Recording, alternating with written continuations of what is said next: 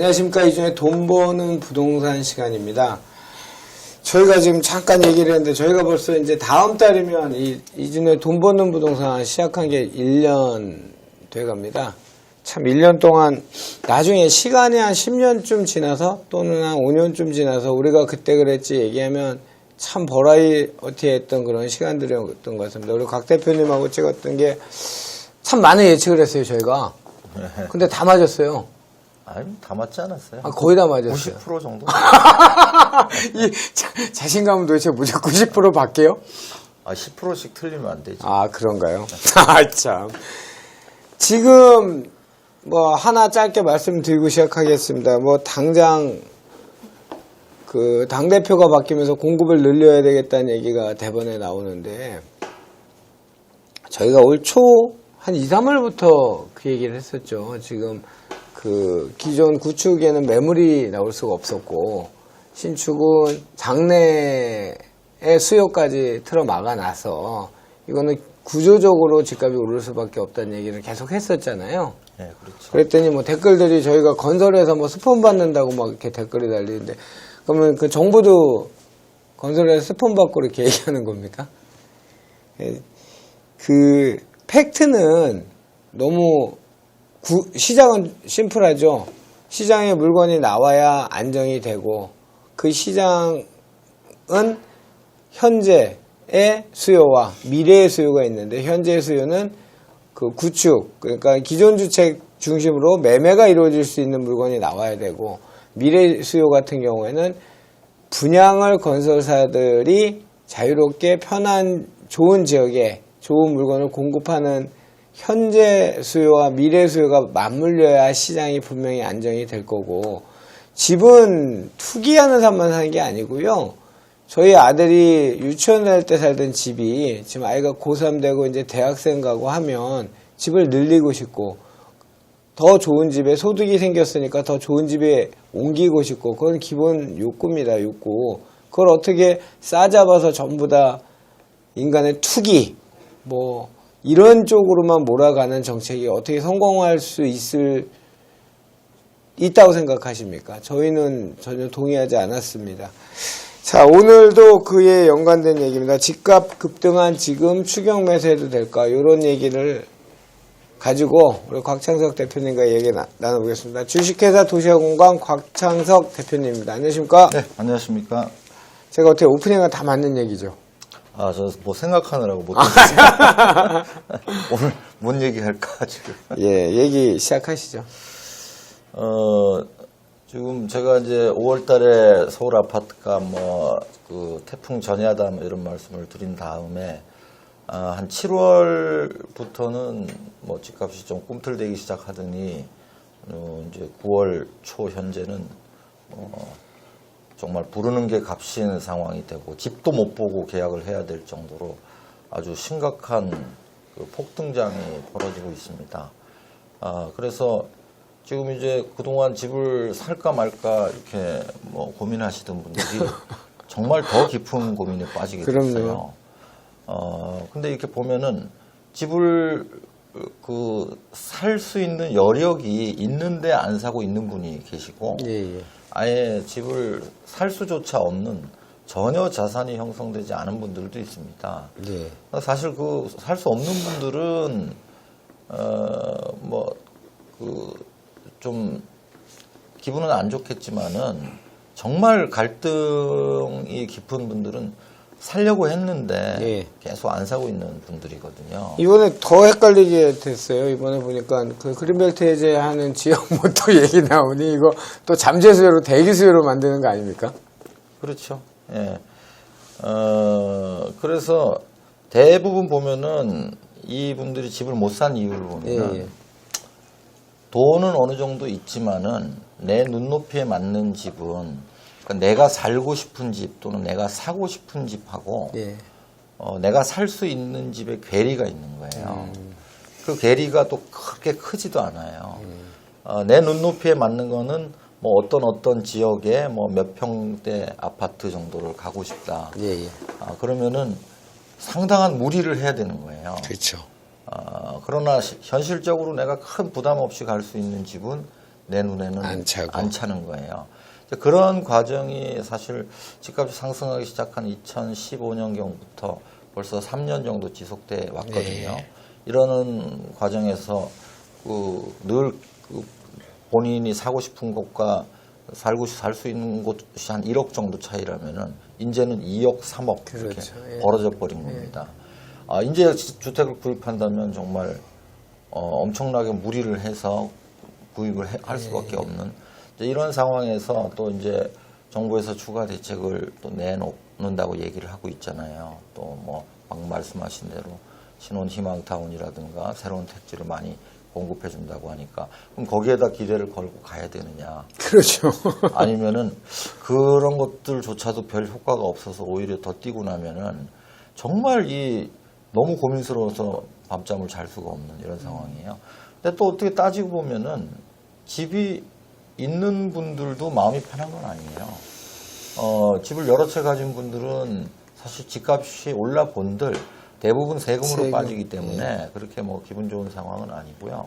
또 어쨌든 집이 있으면은 또 앞으로 보유세를 많이 높인다고 하니까 재산세, 종부세 걱정해야 되고요. 그렇죠. 또 뭐 거기에 따른 준조세들 뭐 건강보험료도 높아질 거고 각종 부담들이 커질 거거든요.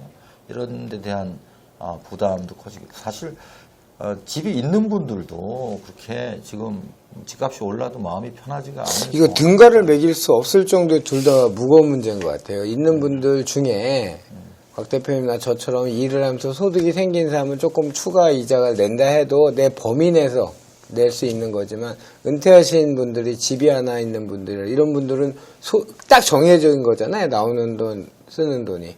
거기서 추가가 되면 굉장히 문제가 생길 것 같으니까 이게 보유세 문제라든지 정말 이것도 심각한 문제인 것 같고. 네. 예. 그래서 이제 양도세를 중과세 하니까 사실 팔고 싶은 사람들이 대로가 차단돼서 물건이 예, 안 예. 나오다 보니 집값이 뛴 거지 않습니까? 그렇죠. 근데 이제 이번에 보유세를 뭐 추가 대책에서 보유세를 크게 올린다면 특히 종부세를 네. 올린다면 방금 말씀하신 대로 소득이 받쳐주지 않는 고령층의 고가주택 소유자들은 예. 또 굉장히 큰 부담에 부딪히게 되는 거예요. 이미 참여정부 때 예. 한번 겪어봤기 때문에 이번에도 또 뭐 그와 비슷한 대책이 나온다면은 물건이 나올 수 있는 환경입니다. 그래서 강남이 계속 치솟지는 않을 거라고 제가 계속 말씀드린 거고요. 그렇죠. 그 결과는 조금 지나보면 압니다. 아마 일정한 상한선이 만들어질 거예요. 그래서 강남을 나는 꼭 들어가야 되겠다 이런 분들이 지나치게 강남만을 고집하지 않으셔도 될 수 있는 상황인 것 같고요. 딴 데도 많이 올랐어요, 문제죠. 좀 뭐 강남 이미 시작이 된 거죠.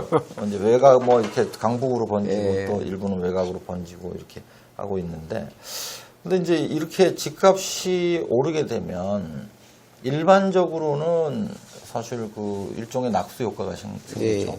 집값이 올랐기 때문에 뭐 대출을 받아서 추가로 소비를 한다든가, 그래서 또 소비가 늘어나니까 또 경기가 좋아지고 활성화되고 이런 그 낙수 효과가 있을 수 있는데, 그게 보통의 경우잖아요. 지금은 그건 지금 이제 우리나라를 뺀 다른 나라에 있죠. 근데 우리는 그런 집값이 좀 오르면은 뭐 세금도 많이 올려버리고 예. 또 대출도 묶어버리기 때문에 예. 그런 효과도 사실 없어요. 그러니까요. 집값이 올라도 미래의 지출을 대비해야 되니까 예. 소비를 하지 않습니다. 또 사실 집값이 올랐지만 돈을 번 게 아니거든요. 그렇죠.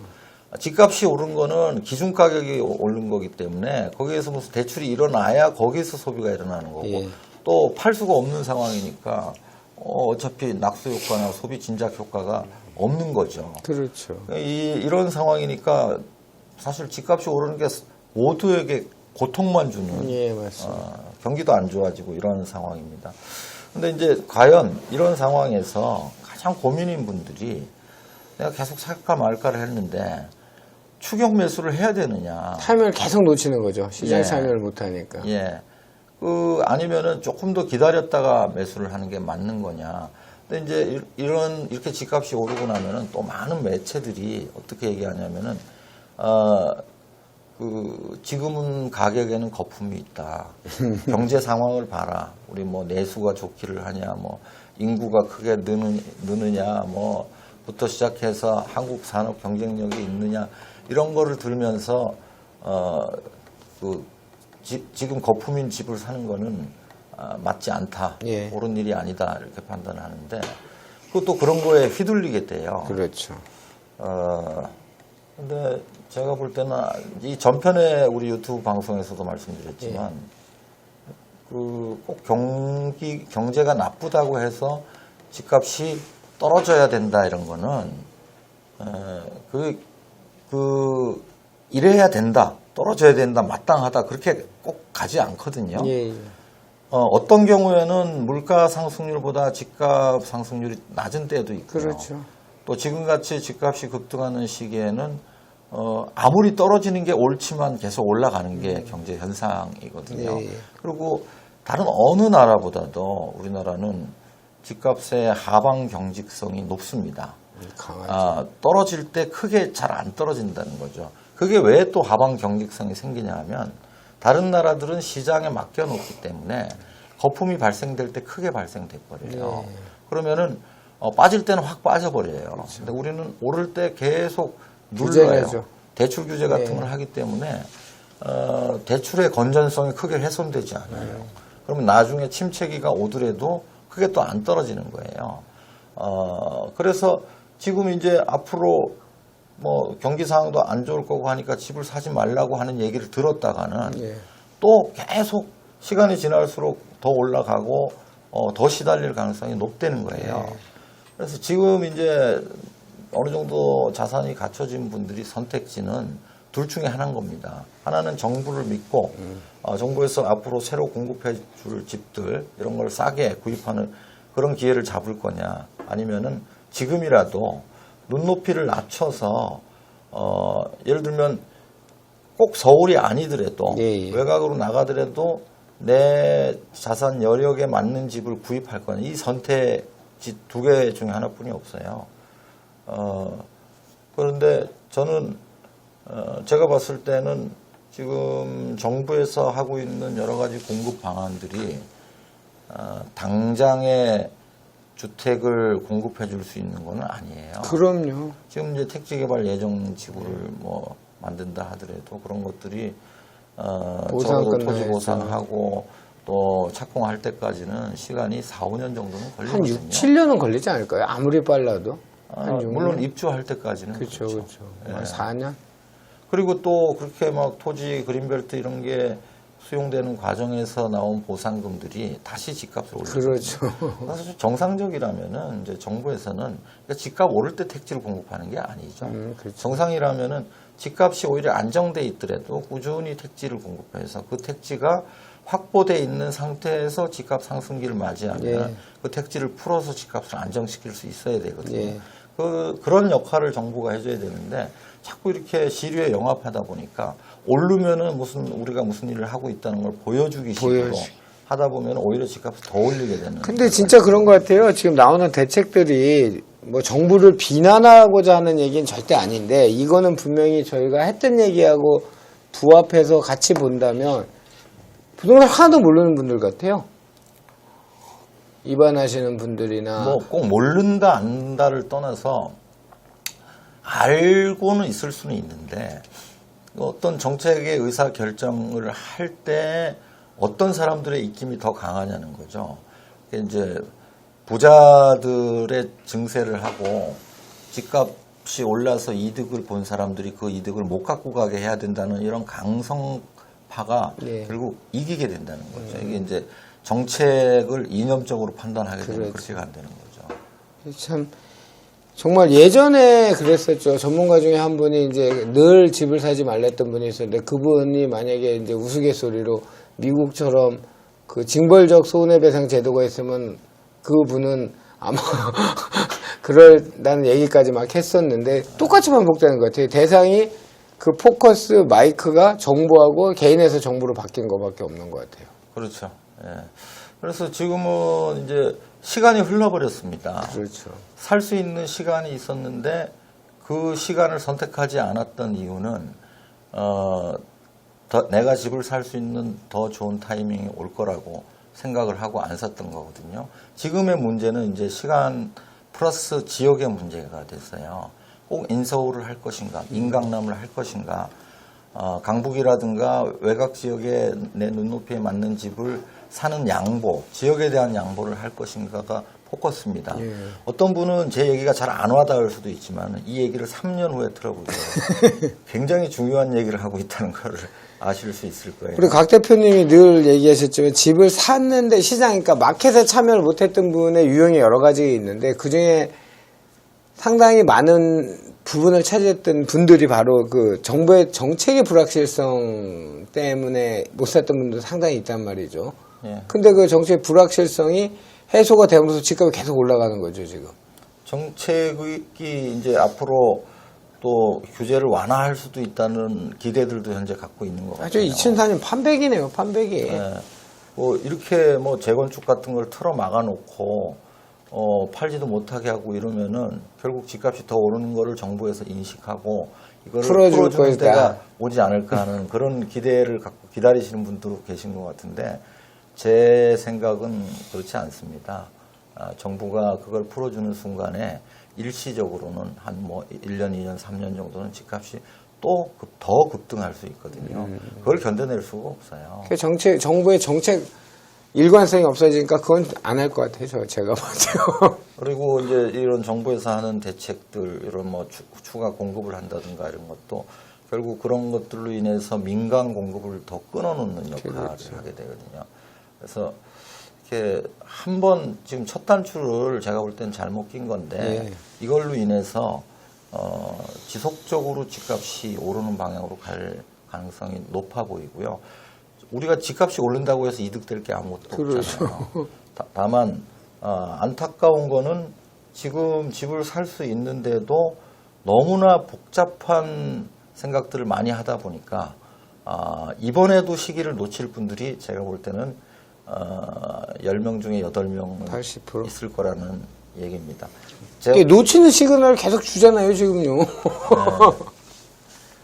그렇다고 해서 뭐 지금 집값 오른 데를 과도한 대출을 일으켜서 무리하게 빚내서 집을 사라 이런 얘기는 예. 아닙니다. 자, 오늘 집값 급등한 지금 추격 매수할까 얘기 나눠봤던 곽창석 대표님과 저의 결론, 곽 대표님의 결론은 두 가지입니다.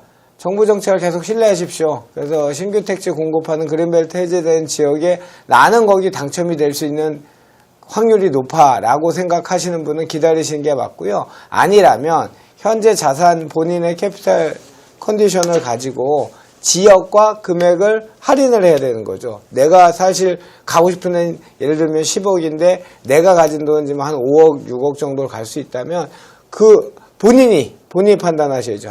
그래 조금만 더 할인을 해서 한 7억 선에 들어갈까? 또는 내 현재 딱 맞춰 들어갈까? 지역이 꼭 서울일까? 아니야. 요즘 GTX도 다니고 KTX도 다니고 다 다니니까 수도권도 괜찮을 거야. 대신 수도권이 여기 좀 가까워야 되겠지. 라든지 여러 가지 본인의 할인을 하셔갖고 디스카운트를 해서 결정을 하시는 방법 두 가지라고 결론 드리면 되겠죠. 네, 그렇습니다. 자, 오늘도 재밌는 정보 주신 분은 도시화공관 곽창석 대표였습니다. 오늘 감사했습니다.